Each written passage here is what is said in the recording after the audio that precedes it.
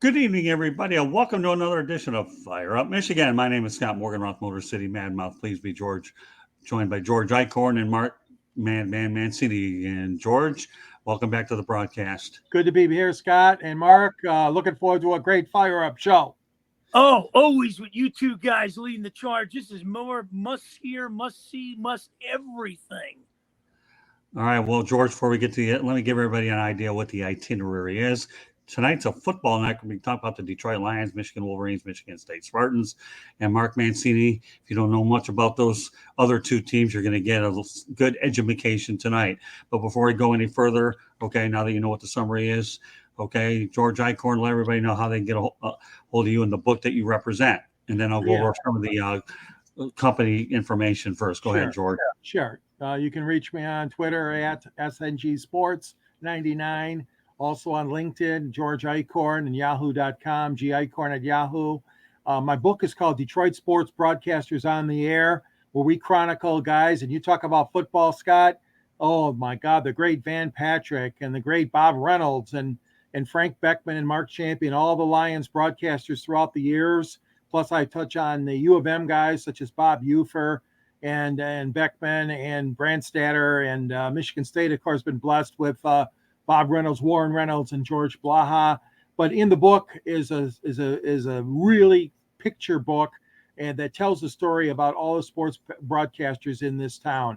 And Scott, you're in it too as well. You can get it. There's a link on the South Florida Tribune website. It's published by Arcadia, a company out of the Carolinas, and it's only $19, $19.99, I believe. So, Scott, you're featured in that book as well, as you've made your mark being my cohort and partner for all these years, from the Motor City now to the South Florida Tribune. Very good. All right, folks, just subscribe to the South Florida Tribune on our YouTube channel or visit www.southfloridatribune.com and follow us on Twitter at Tribune South. The advertise call 954-304-4941. The audio portion of the show can be heard on Spreaker, iHeartRadio, Apple, Google, Spotify, wherever you get your podcasts. And also, I should point out a little bit about the YouTube channel. If you have a hard time accessing it from the website, just go to youtube.com, look for South Florida Tribune, and then hit the subscribe button. That's all it takes to get it done. Madman Mancini, why don't you give everybody a brief overview of you, and then we'll get to the line of business. Before you do, though, I got to tell you, I'm pretty intrigued by the fact that the U.S. Open is on tonight when we're competing with Serena Williams being in prime time on ESPN. So, hey, listen, ESPN was smart when they took advantage before football season to put her on there. They know she's a hot story and she'll be retiring soon. So, to say that Serena Williams greatest of all time, pretty hard to debate it. But, hey, we're sharing a little spotlight there. I don't care about John McEnroe's delusional comments that, hey, tennis gets a spotlight over the NFL, not much going on because you don't know about Cut Down Day, which we're here to inform a lot of people a little bit about Cut Down Day. John, you know what? I liked it when you play tennis, but to me, your commentating leaves a lot to be desired. I like ours better. Mad Mancini, why don't you let everybody know where you get a hold of, and let's get to business. XM 203, Sirius 217. XM coined the phrase world's worst handicapper. Whatever I pick, take the opposite. WWDB AM 860. Marianne and Sal on Thursdays. Pittsburgh Pirate Podcast with first base coach Tarek Brock. And if that's not enough, check everything else on mark-mancini.com, my website. Very good. Okay, well, let's focus on the Detroit Lions. Obviously, we talk about Cut Down Day. Dan Campbell, year two. George, some thoughts about what you expect from Mr. Kneecaps. Well, I think they've had a decent camp. Obviously, HBO and Hard Knocks has been there. The Lions have resisted that all throughout the years. They've been asked many times by HBO and the NFL to be on the Hard Knocks series, and they finally relented. Of course, they're one of the few teams remaining now that was not on. So, and I think it's opened up a little bit of Campbell's world, let's call it. We saw some things in that series that really struck home. They're trying to light a fire under DeAndre Swift. That was quite evident in one of the Knox segments that they showed.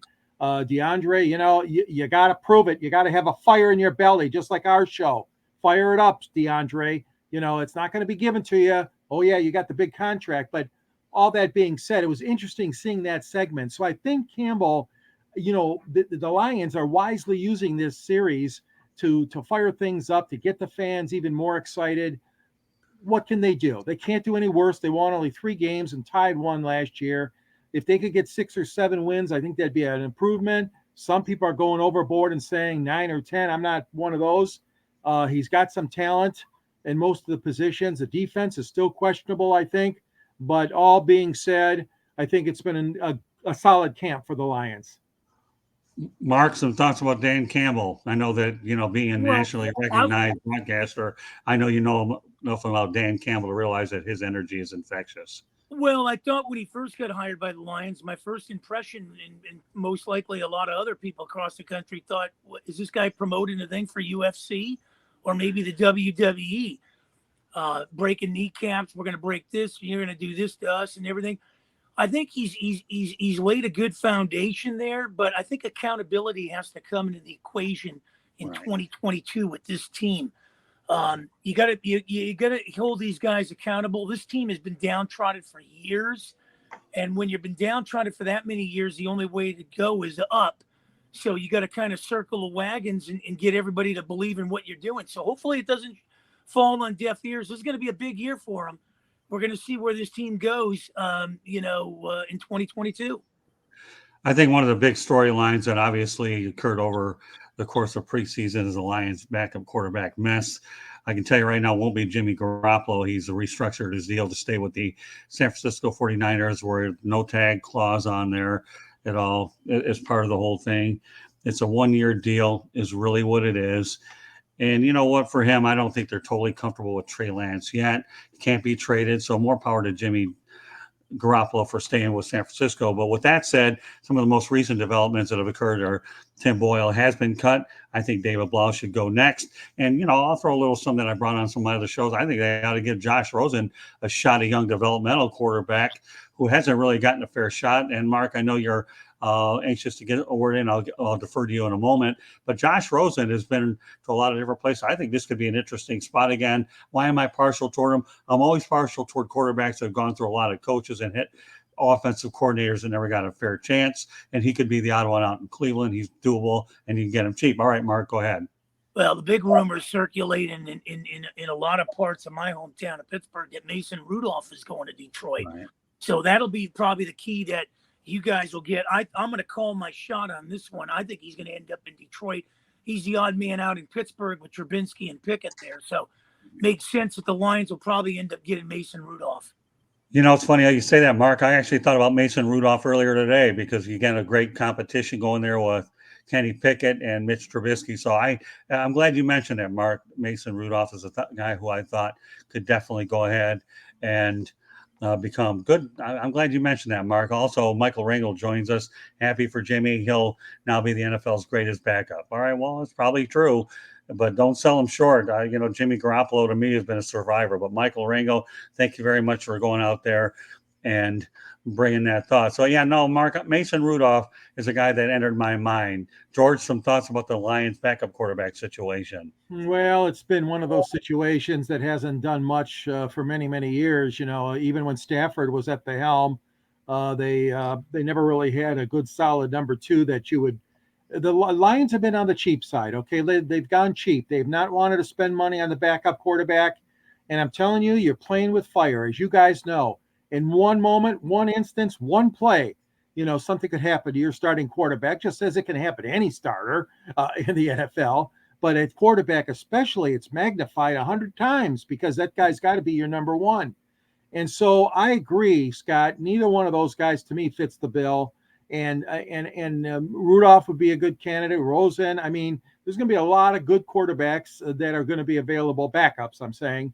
Now with the cuts that are being made, or the Lions can make a trade, obviously. You don't have to worry about being cut as opposed to making a trade for a draft choice or 2. But Jared Goff, obviously is going to play the minutes, but you got to have somebody that can really step in that's got pro NFL experience that at least you got a lot of confidence with. And these 2 guys they got now, I'm sorry, they're not capable in my eyes either. Michael Arango makes another great point. So with that said, I think Jimmy would have been an upgrade over Jared Goff. So, he probably would have. And again, the Lions only they were second on the waiver wire. So good point, Mike. I appreciate you. And we also are getting some comments in the chat room from Ralph Williams. Thanks for your input as well. So with that said, why don't we segue over to Jared Goff? Again, I actually like Jared Goff. He did lead the Rams to a Super Bowl. Obviously, didn't take them all the way. I don't think his play is as sexy as Matt Stafford, but nevertheless, he has won in the postseason. So with that said, Jared Goff will have a much better receiving core. Tell me where we can expect to see Jared Goff fit into year 2 with Dan Campbell.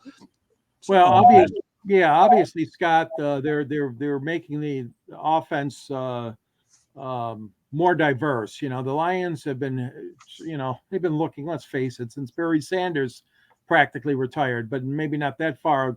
But they've never had a good running game since he left, a solid running game. And so they're really trying to emphasize that. And Swift is going to be a big part of that. And, the receiving core, they've tried to upgrade that a little bit. Cephas is a good guy. And Clark is a DJ. Yeah, J.J. Shark. I saw him in Jacksonville. Yeah. If you keep him on the field, he's a good receiver. I was going to ask you about him, Scott, because I know you cover Jacksonville quite a bit. Yeah. J.J. Shark. Here's the key, George and Mark. You keep this guy in the field, and you got yourself a hidden gem there, and then you can up him again. But right now, the key for DJ, please stay on the field, DJ, and you'll find a home back in my hometown. And like I said, Goff is being surrounded. Ben Johnson is the new offensive coordinator in Detroit. And like I said, they're trying to diversify that offense, and I think that's going to be a huge key. If they can get that running game going, take less pressure off the receivers, less pressure off Goff to complete all the passes. But that being said, I mean, he's got to be firing that ball downfield a little bit more. He done too much short stuff last year. And, the Lions got to diversify that passing game as well as the running game.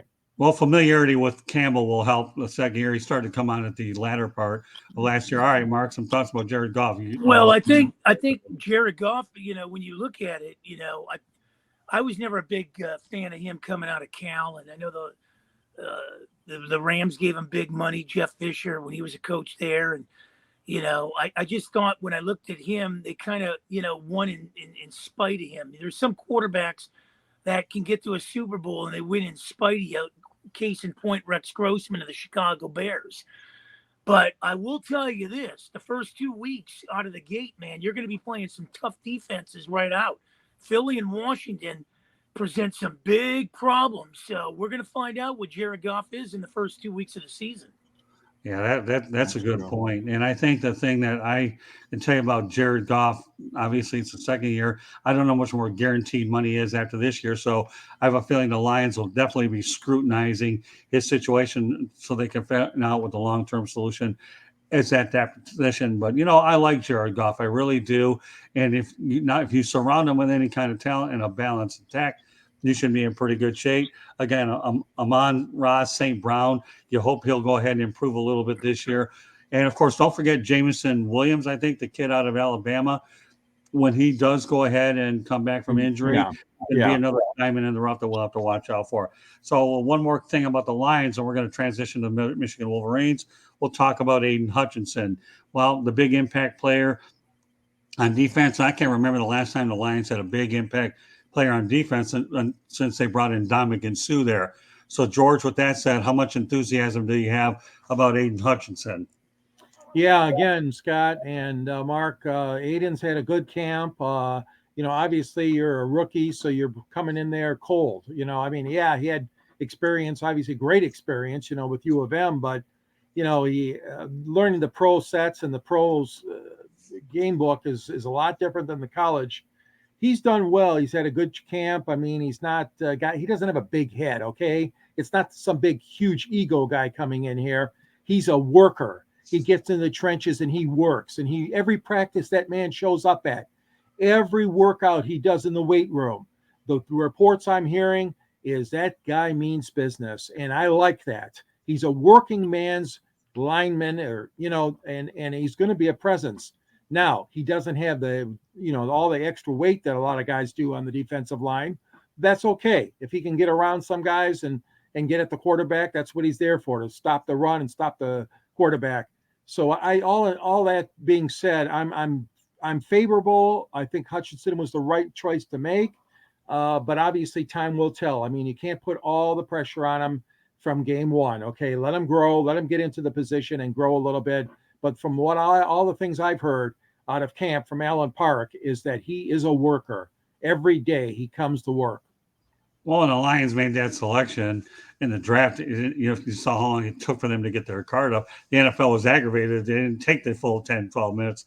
But when they motored it up there to get it, they knew that their man fell to number 2. And, of course, I believe Jacksonville got Trayvon Walker out of Georgia. So both teams made out pretty well. So, but Aiden Hutchinson was the right guy to be for the Lions. And I'm glad that they were able to have a local boy who could definitely make an impact. Mark, some quick thoughts about Aiden Hutchinson before we transfer. I like him. I mean, I really do. Is he going to be that Lawrence Taylor? Is he going to be the Chase Young type? I don't know, but that time will tell. But I do like him. I mean, when was the last time the Lions have had somebody in that impact right there to man that line? Good point. Okay, with that said, let's go to the Michigan Wolverines. So, George, I guess you're probably more able to handle this. And Mark, you can't get a word on none of this, but I think since George is there full time, I'll leave the floor to you, George. Has Jim Harbaugh recovered from the NFL flirtation? Because I know for a while it didn't look good. I know they made adjustments to his contract, and he made assurances it would never happen again. But now that we're starting, that the Wolverines are getting ready to roll, I'm going to get into some Wolverine things in a moment. We'll keep the focus on Jim Harbaugh. Well, yeah, all that's behind him now. I mean, now it's been all just get ready for the Big Ten season.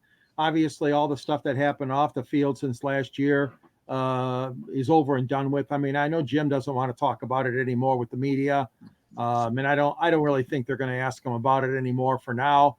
The focus is on the new season. Obviously, Ohio State is ranked above Michigan right now. Ohio State seems to have the better recruiting class year after year. Not to be undone though. I mean, he's got 2 good quarterbacks there. And I think that Harbaugh is going to, just kind of feel his way at that quarterback position. I know you're going to talk about that a little bit later, Scott.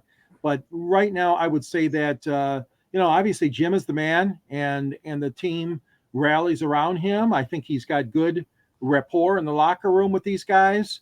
He lost some people like Hutchinson. A lot more people out of the, got graduated or taken in the draft.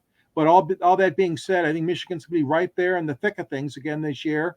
And I like Harbaugh as a coach. Some people don't. I think he does a good job. Mark? Yeah, I got to agree with you, George. I had a chance to sit down and interview him one time. And to me, he falls into that category where whether you like him or you don't. And he turns programs around.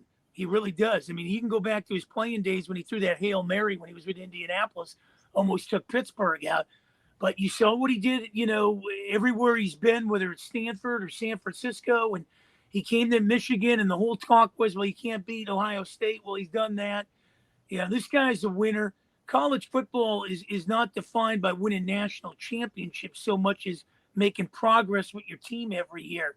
I think this guy's a winner. Now with UCLA and USC coming in that conference in a year or so, watch out, man. This is going to be one hell of a conference to contend with. Yeah, we're going to talk about that at a later date about the newcomers in there. I do want to mention, and I'm only going to allude to these points, but I have other things I want to get to, okay? But bear in mind that Michigan's coaching situation, Josh Gaddis ended up becoming the offensive coordinator for Miami Hurricanes. I have a good video out on the South Florida Tribune YouTube channel, folks. I would encourage you to check out my one-on-one interview with Josh Gaddis. He's going to do some great things for the Miami Hurricanes.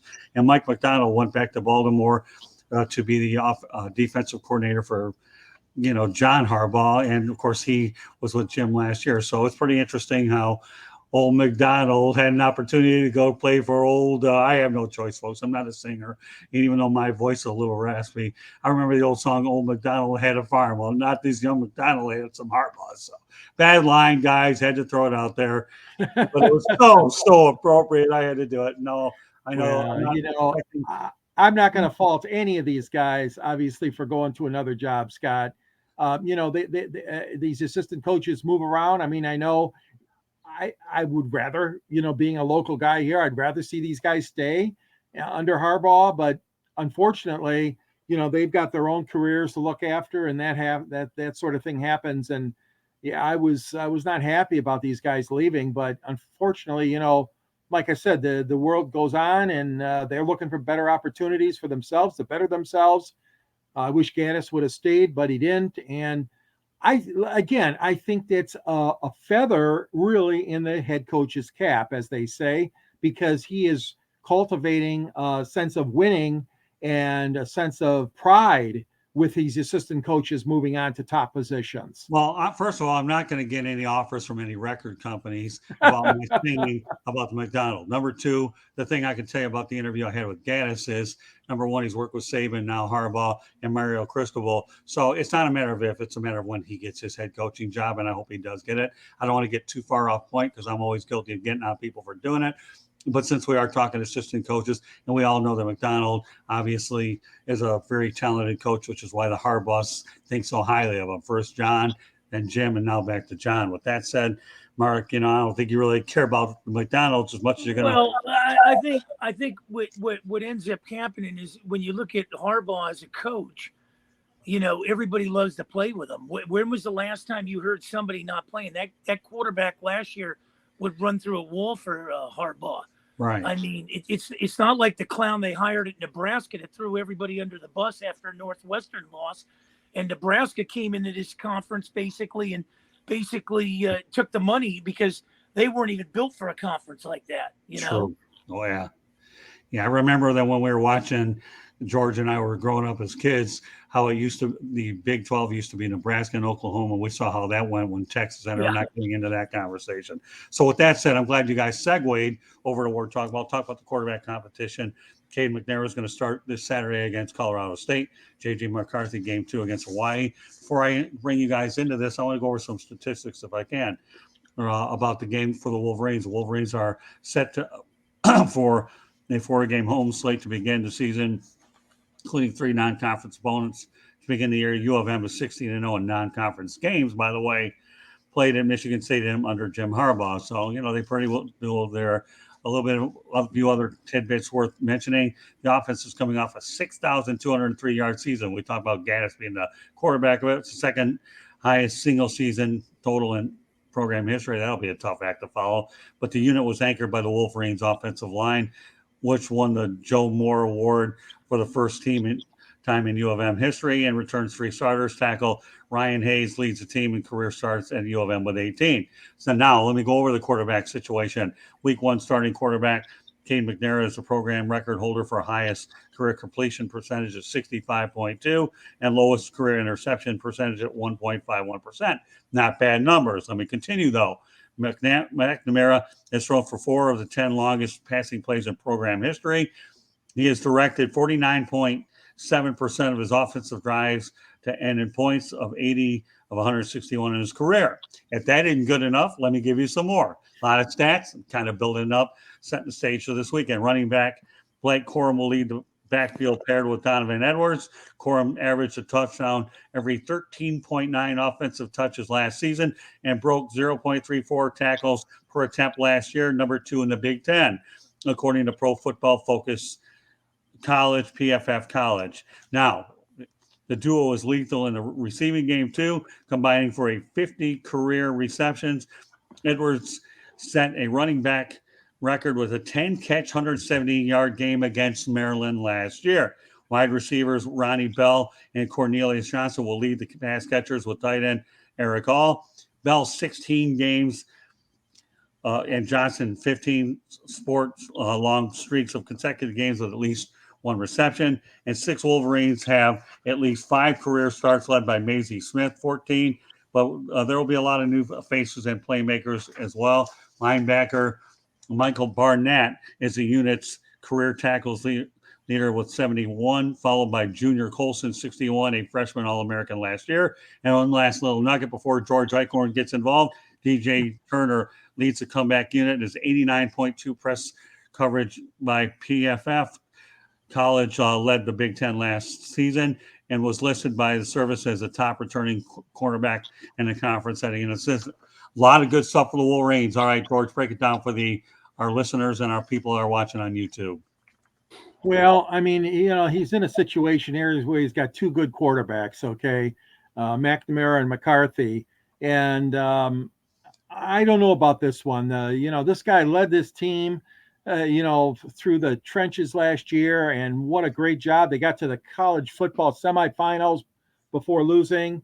I'm a little bit taken back by that, starting a different guy in each of the first two games. However, that being said, we know that J.J. McCarthy, the young backup, has an arm like a cannon. So I mean, the Wolverines are looking for a new dimension, another dimension, obviously, and he runs too very well. That he brings to the table. It's got to be tough on McNamara, though. I'll be honest with you, because like I said, he led that squad last year. You rattled off some very impressive statistics, Scott, and the offense was humming with him, and it still will hum this year. So my guess is that even though he is giving the youngster a start on game 2, that he's probably going to go back to the veteran most of the time. Although, as we know, Harbaugh used both quarterbacks in almost every game last year, I believe. So that being said, they've got a good squad. They do have a good squad. Blake Karam, like you said, what a great runner. And they're getting Bell back, who got injured again in the Western Michigan game last year, and he missed the rest of the season. So getting Josh back in the wide receiver position is going to be a big help too. So it's going to be interesting. Yeah, you have two guys there that really want the job, the number one. But right now, my money's on Cade McNamara. All right, Mark. Well, the only thing I can say, and not to blow the balloons out on the parade here, but opening up with a Colorado State is not turning me on at all. This is why when I'm looking at this conference, bringing UCLA and USC, we can push these bottom feeders off the college schedule. I've never been a big fan. I've never shied away from letting my feelings be known, and this is the kind of things where I've always said, if you're not going to play a top 10 schedule, being a top 10 team, to get a top 10 conference in here, build two conferences where you can have superpowers and we can have marquee games each and every week. I do not want to see a Bowling Green playing a Michigan. Yeah, but don't tell that to the athletic departments to get the big checks to finance their athletic departments. Mark, I see your point. But Yeah. Remember one thing, Mr. Mancini, okay?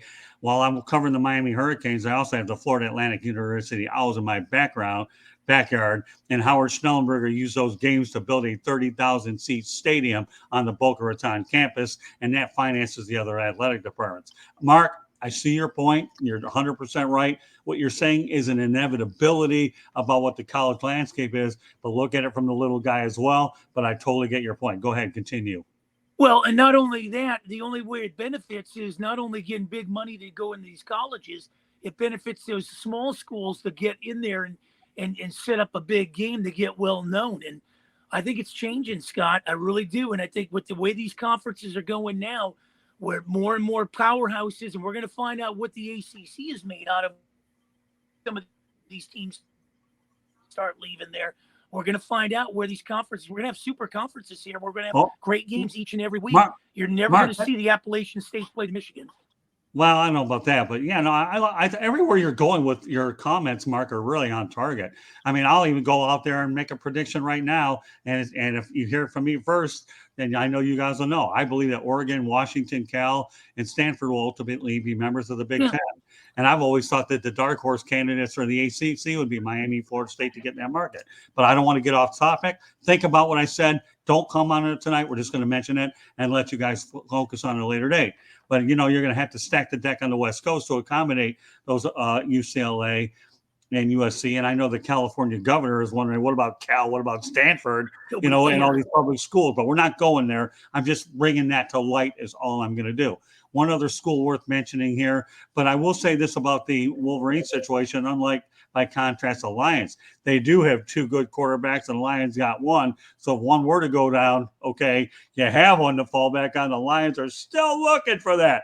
So when we bring Mancini on the next time, okay, and we know who the real second quarterback is because we haven't figured it out yet, and maybe even a week or so to determine it, then we'll be able to have more updated information. Throwing it out there. Don't worry.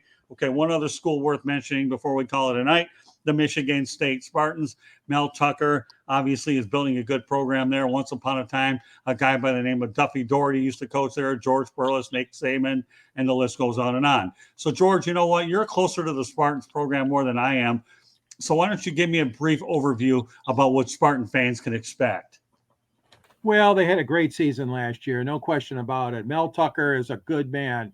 Thanks to some generous alumni, they gave him an unbelievable contract.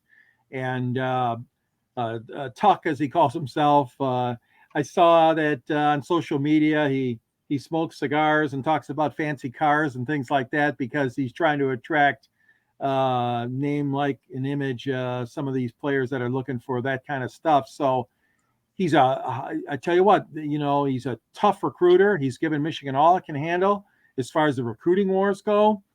They've got a good team. They got a great quarterback back in Thorne. They got a solid offense. The question's going to be on defense, if they can, stop enough of the opponents. They got a tough schedule. They got a stretch where they're playing like Ohio State, Wisconsin, Michigan, 3 games in a row in the middle to latter part of the season. That's going to be tough. It would be surprising to me if he has a better record than Michigan. That being said, I know that the Spartans, always want to defeat their crosstown rivals, but Harbaugh wants that game bad. I mean, he lost again last year to Michigan in that wild finish. And so that being said, I think Tucker's on the right track. He's a good man. I like what he does. I like his sense of purpose, and he involves the whole campus atmosphere. When he conducted an interview last year, what struck me a lot was the fact that he mentioned the cheer team, the band, the cheerleaders, the Sparty, the mascot. We're all in this together, and you don't hear a coach talk about that kind of stuff very much. They talk about X's and O's and this guy and that recruit. But I love that about Tucker. He talked about the whole atmosphere at MSU. And that's an atmosphere that is hard to replicate because that campus, those fans are crazy, as we know, Scott and Mark. The Michigan campus, the Red Cedar River. Yeah. Let me tell you, for Tucker to follow Mark D'Antonio did an unbelievable job there. And we all know that Judd Heathcote and Tom Izzo are iconic on the basketball end. But Mark D'Antonio was a tough act to follow, and Mel Tucker has done a good job. And, of course, I've always had a lot of admiration for George Perlis. And few people realize that Nick Saban, before he went to the SEC, turned that Michigan State program around, had some good success there as well. And Duffy Doherty, we all know about him, or at least many of us do. I don't know about the millennials out there that are watching. The Spartans have a good history, but bear in mind, even though Michigan didn't beat Michigan State, they got to the college football playoff because they did better business in the Big Ten. Yeah. But nevertheless, all of Michigan, the state of Michigan, is good when Michigan and Michigan State are both winning. And that rivalry is not only competitive amongst each other game-wise, but they're close. And I don't want to lose sight of the fact that you have 3 other schools in the state of Michigan, between Eastern Michigan, Central Michigan, and Western Michigan, that don't even get the publicity that they should as well. So Michigan all the way around, and I'm not even going to get to the other ones, but you have 5 excellent Division I schools, obviously with Michigan and Michigan State leading the way. So they produce a lot of prospects. So I know, Mark, obviously you're not as familiar with the other. Well, I am familiar with the point where I think, and this is just an opinion. Sure. And you guys can take it for whatever it's worth. But I think, and a lot of people might feel this way, is I think Michigan State underachieved a little last year. They started out real good, and they it seemed like the wheels came off a little, George. Yeah, a little bit at the end. Yeah, they did, obviously.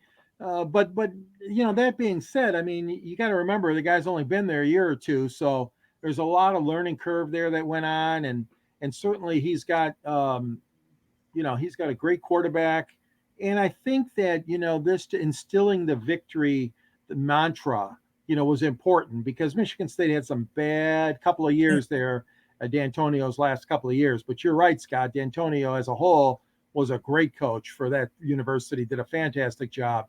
And it's tough. It's tough to see both of them, sputtering. So I agree with Scott. It's better to see them both winning and challenging each other I mean, cripe, they were both in the top 10 last year when they faced each other. Right. So State came out on top on that game, but then Michigan ran the table, obviously beating Ohio State to get into the Big Ten title game, and then defeating Iowa. So can Tucker do something like that this year? Most people say no, but you never know. I don't know. Most people are predicting, they'll, have, 9 or 10 wins, maybe. I don't know. They could do well, very well.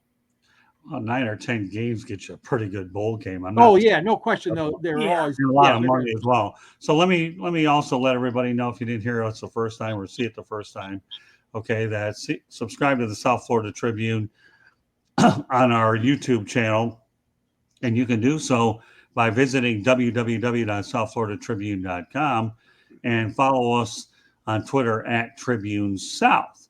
To advertise, call 954-304-4941.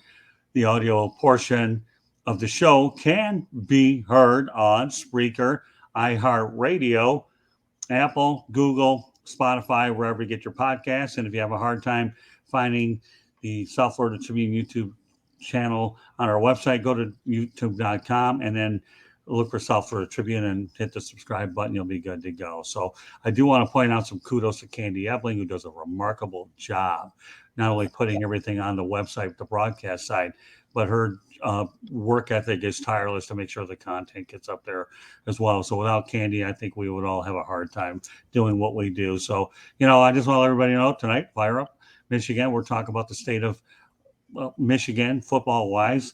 Our show has encompassed the Detroit Lions, the Michigan Wolverines, and the Michigan State Spartans. And I think it's going to be a fun fall in the state of Michigan. So great show tonight with George Eichhorn and Mark Mancini, Madman. I appear a lot of stuff with Mark. Mainly look forward to doing the Oakland show with Bruce Kessinger.